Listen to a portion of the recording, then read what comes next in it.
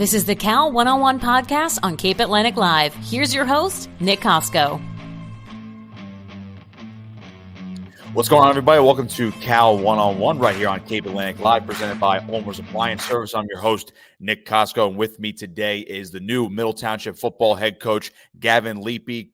Gavin, I really appreciate you doing this, man. Obviously, the news just came down within the last 24 hours. You are the new head coach over at Middle Township, taking over the program in 2024 and beyond. So first off, congratulations on the new gig. I got to say, how's it feel now to be the head of the program now for the Panthers? It's an awesome feeling. Thank you. It's something I've been looking forward to since I arrived in Middle, and just been a whirlwind of a few weeks, and glad it's all set in stone and ready to get going in 2024. No doubt. You are a Holy Spirit alum, so you are no stranger to the area. Graduate of 2017. Obviously, you had a standout college career as well at TCNJ, a two-time honorable mention for your conference as well. Played a little pro football in Germany as well, so I'm sure we'll get into that. But just first, a little bit about your background. You were a linebacker. You're a hard-nosed hitting type of guy, so I can imagine you're going to bring that to Middle Township as well. Yeah, a big part of my game growing up was that hard-nosed style of linebacker, and I brought that with me to Holy Spirit, and I played under some really good coaches over there, Bill Walsh, Andrew DePasquale, who's head coach over there now, a bunch of different guys that, instilled those ideals into me, and I was able to bring that with me to college and eventually Germany. So when you talk about your coaching career, and I think, again, we're going to go all over the place here. You are very young in your coaching career. I mean, what does it mean to you to take over at this age? Again, you're basically fresh out of college, not too far removed from high school as well. You look at this, and now you're stepping up to one of the bigger jobs that's available in Cape May County, and now you're stepping into the West Jersey Football League. Everyone knows how expansive that is, and taking over a program that has been risen to new heights as of late. So what does that mean to you to be at this stage this early in your career? It means a ton. It's definitely a big honor. Being surrounded by the people I am over at Middle Township, it makes it, especially coaching with Frank and people that have been on his staff and people that I've been able to be surrounded with in that area. It's awesome to see that they trust me enough to step into a role like this. And it speaks, to the job I was able to do these past few years, working with the defense and how much I was able to learn under guys like Frank. When you talk about Coach Richard Tano, who obviously just stepped down and retired from his position, he's there for a long time. And what did you learn underneath him, once you joined the staff a couple of years ago? And what have you taken away from him that you can now help mold into your own coaching style moving forward? Yeah, so that's kind of interesting because with my background coming from Holy Spirit, going to TCNJ, Holy Spirit especially, I was kind of used to that parochial school setting. Everyone I was playing football with wanted to be there, and we wanted to do great things as a group, and we came to Holy Spirit to play football. Mm-hmm. So kind of switching gears and graduating from TCNJ and getting to Middle Township. It was a big learning curve for me to understand the public school side of things. And I think Frank did a phenomenal job of, showing me the ins and outs and how everything works from that perspective. And that's what I'm really going to take along with me as I get into this new role. So let's talk a little bit about yourself as a former player. Again, you were a star at Holy Spirit for a couple of years. You go on to TCNJ and have a successful college career as well. The pro football side of it is actually really interesting to me because I don't think too many people know that you actually played over in Germany. So just tell me a little bit about that experience and why you decided to try your hand at pro football overseas. Yeah, so I actually have an older cousin, Trevor Loveland from Cherry Hill East, who went on to play at Wagner. He's giant kid, 6'4", 220, had a couple Canadian Football League looks and ended up getting connected somehow over in Germany. And while I was at TCNJ, he was home for a couple weeks, and I just remember talking to him about it and hearing all the positive things he had to say. And he ended up hooking me up and getting me connected over there. And I sent out my film to a couple of teams and ended up picking up an offer and signed in Kirchdorf, which is outside of Munich. And I lived there for about 6 months and got to play in the GFL, and it was absolutely incredible. What was the quality of football like out there compared to maybe, obviously, people know Canadian football a little bit since it is broadcasted here in the States. German football, I would say, is not as well known. What was the quality of it like out there? Right. What was your experience like? It's a growing sport. You see the NFL doing things over in Frankfurt this year. Last year they were in Munich. You'd be surprised. There's definitely a lot of guys that are trying to get themselves over to the United States to get their opportunities. So there's some good football players, and each team gets 4 Americans, and that was the coolest thing for me. I went over to Kirchdorf and played with Glenn Coyette, who was a Tulane quarterback for a few years and had a couple NFL stints. So I got to experience playing against guys who were, top pedigree playing at that high level. And that really upped my game as well. And I learned a ton. So learning all that you did over in Germany, did you see yourself having an extensive stay over there? I know you just said 6 months. Did you envision yourself playing there for a little bit longer, or did you feel a calling to come back to the States and, obviously get into teaching and maybe get into coaching at that point? What was your prospects looking like after your first stint over there in Germany? Yeah, well, teaching and coaching was always my plan. Since I was, a sophomore in high school, ever since I really met Bill Walsh, that was what I wanted to do. And, the Germany thing came up and I enjoyed it, but I knew in my heart that, the sooner I got, established somewhere, the quicker I'd be able to get to where I'm at now. So that was always the priority. I definitely had offers to continue playing, and it definitely was a little difficult trying to fight those urges, but it all kind of came to fruition now, being named head coach. So everything happens for a reason.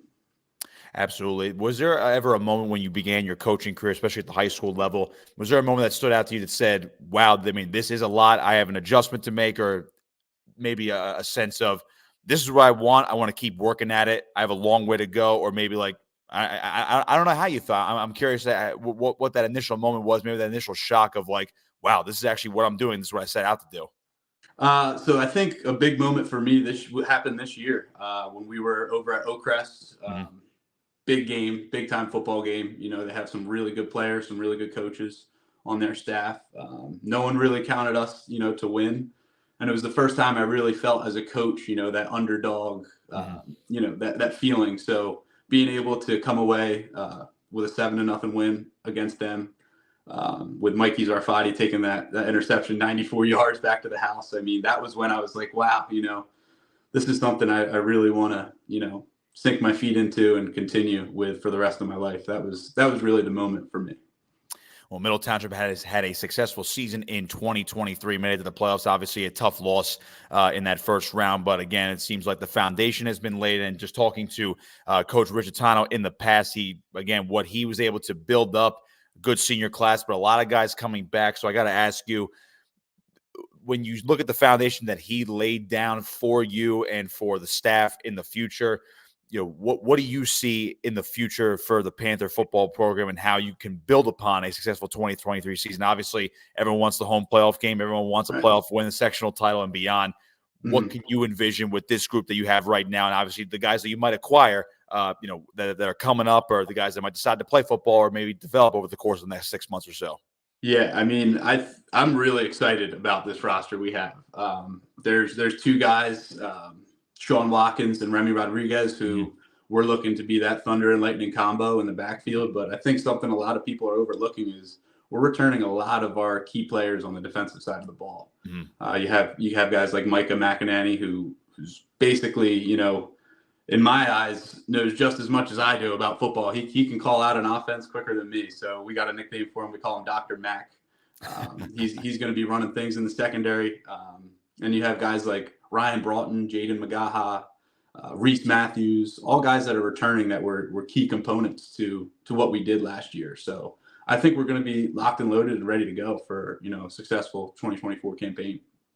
As a former linebacker yourself, a defensive-minded guy, I got to imagine that's where, I'm not going to say all of your focus or most of your focus is on that side of the ball. Now as a head coach, might do things a little bit differently. How do you delegate that process now? I know you have that focus and maybe more knowledge on the defensive side of the football, but how do you now balance it between, okay, this is what my defense must look like, and now here's how I manage the offense as well as the head coach?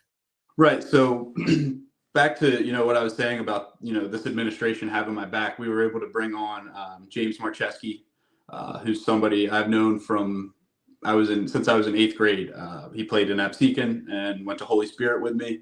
We were captains at Holy Spirit for 2 years, captains at TCNJ for 2 years, and he was always the guy on the offensive side of the ball. So he's a guru. He's a young guy just like me, and he's just as energetic, if not more. And something I'm really excited about having is his his ideas, his energy on that offensive side of the ball, and we're going to look to change things up and be innovative. And I think he's going to be, the biggest part of that. Without getting too much of the nitty-gritty details, obviously you don't want to obviously give away your game plan for next year already. Right. You mentioned the philosophy change, maybe not a wholesale change, but at least on the offensive side of the football. I know you guys are going to keep the same, hard work and physical type of mentality on both sides of the football. But you mentioned having a guy like that come in for the offensive side of things. How does that look a little bit different going into next year, especially as you just mentioned, you got 2-star running backs coming back next year as well? Yes. Yeah. So, those two guys are going to be on the field together. They're going to block for each other, and the hot hand's going to go and the other guy's going to block until one gets tired, and we're going to switch them. But we're looking to go, more RPO styled offense, spread the ball out. That was the thing, you love the wing T offense, guys love it. But in my opinion, you start to play those higher level teams, it gets difficult when they load the box. It's difficult to move the ball. So we want to use that, that agility we have in Remy and that power we have in Sean to get the football to those guys in space and see where we go from there. But I'm excited about spreading the ball out a little bit. So Middle Township is definitely going to be one to watch out for next year when it comes to spreading the ball. And I don't want to call it, getting into the 21st century, because obviously there's a lot of success with the wing T still around here in South Jersey. Absolutely. So when I look at South Jersey football right now, and there's no more Cape Atlantic League for football, but again, we always recognize the old school Cape Atlantic teams within the West Jersey Football League. Is this a full circle moment for you, knowing that you played around here, you're from the area, so to speak, and you played at Spirit? Who knows, maybe you'll play Spirit down the line in one of these years. But is this a full circle moment for you, knowing that you were a star as a player on the field, now you're on the sideline coaching up these kids, trying to mold them into your own, and you're just a little bit further down the road? Yeah, it's awesome because with my journey, I started down at CNU in college, moved my way up to TCNJ and going over to Germany. I just had never really thought that, this soon I'd be back, to my roots doing, what I love. And that's being on the football field in one way or another. And coaching's been phenomenal so far. I'm loving connecting with the kids, and it definitely feels good to be closer to home and be in the area that I'm familiar with and the area that I grew up playing in. New Middle Township head coach Gavin Liepe with me right here on Cal 101, presented by Ulmer's Appliance Service. I got to ask you, I know you're a Holy Spirit alum. I've already seen the social media buzz about it. Spartan Nation's already congratulating you. I got to imagine that phone was blowing up. Maybe the entire high school was hitting you up and saying congratulations. But what was that reaction like from your alma mater? It felt amazing, because I give a lot of credit to everybody over in that building at Holy Spirit, because I think they do a phenomenal job of preparing kids to be successful. And, like I said, I credit them for a lot of the things I've been able to do, especially guys like Andrew DePasquale, Bill Walsh, AJ Russo. They were all people that had such a significant impact on me in those, 4 short years I was there. And I really do give them all the credit in the world, because they do an amazing job. And I bleed blue and gold, but excited to lead this Panther organization. Definitely going to be bleeding some orange and black now for the foreseeable future as the new Absolutely. head coach. Your first action as head coach with the players. I know you're still maybe assembling your staff a little bit, getting things in order now that you are officially named the head coach. But I have to ask you, your first order of business with the players that are coming back, maybe it's the freshmen that are going to come up. First order of business when you have that team meeting with the guys. Well, I think the big thing is making sure everyone's on the same page as far as, there is going to be a change on, certain things and expectations, and making sure that everyone knows that things that might have flew last year, things that were certain ways last year aren't going to be the same. And I think establishing that early on is going to be crucial as we move into the off season. When you look at the off-season type of plan, I know multiple coaches have different methods of strength and conditioning, the times they work out at, how much they actually install in terms of offense and defense, in terms of the play calls, game plans, whatever you want to call it. How do you manage that now, knowing that, again, you have more responsibilities, and you have more than just on the field, off the field as well? How do you split it up now between now and then when we come around to August next year for the start of the season? Yeah, I mean, for me, after the season ended, I immediately had exit meetings with each and every one of the players. I wanted to see what their plan was as far as winter sports, spring sports, just so I had an idea of who to expect to be in the weight room, because we were lifting the Monday after the season ended. It was right away. We got right to it. So just seeing where everybody's at, what everyone's plan is, seeing who's doing the winter sports, who's doing the spring sports. And making sure that, the kids that aren't involved in those sports are getting into the weight room with us in our strength and conditioning program is paramount for us, and making sure that those kids are aware that, we're lifting, Monday through Thursday, we're getting after it in the weight room. And that's where we're going to go for, the next, 4 or 5 months until it's showtime. I can only imagine a couple more for you, Gavin. I can only imagine when you look at where this program was, even 10 years ago, and the upward trajectory it's been on. Participation numbers were a big thing in Cape May County, especially in Middle Township. Those are on the rise as well. The freshman program, as Coach Richard Tano told me a couple months ago, freshman program has never seen so many guys at this point. So I got to imagine having a more of an influx of guys, especially at a Group 2 school, only makes your job perhaps a little bit easier in terms of who you can determine who starts, depth, and just maybe an overall quality, a better quality of a football team moving forward. Yeah, it's awesome because going back to where I was at Holy Spirit playing Middle Township, you remember, and you look at that team now, that team where it was to where it is now. I mean, Frank has built done some really good things building this program, and right now, currently, me being in the middle school teaching PE is big, because I'm interacting with the youth that are going to be going on to be Panthers every single day, and seeing those kids every single day and making sure I'm staying on them for the, keeping them in line and prepared for when their time comes. I think it's going to do really good things for us and pay dividends for the future. Gavin Liepe with me here on Cal One-on-One, new Middle Township football head coach. I'll leave you here with this one, just the message moving forward. It's going to be a long offseason, but again, August 2024 is going to be here before we know it. So I got to ask you your message to the high school, to your players, to your staff, the fan base, alum, everybody that's associated with Middle Township. Your message as the new head coach, what you hope to accomplish moving forward immediately and perhaps even further down the line. Well, we want to win a state championship. That's number one. And the way we're going to do that is, revitalizing this program with some energy, with some youth all around, with our coaching staff and everybody that's on board. And we're going to use that energy to propel us in that direction. And that's the goal. And we're not going to stop till we get there. State championship, always the ultimate goal for any coach, and I'm glad to hear that from you guys as well. Would be quite exciting to see Middle Township make a run in 2024 and also beyond. Gavin, I appreciate the time as always, my man. Hope to talk to you down the line in terms of the offseason. Of course, coming around to next football season. Good luck this offseason. And once again, congratulations on becoming the new head coach over at Middle Township. Thank you so much for having me. Gavin Liepe with me right here on Cal One-on-One.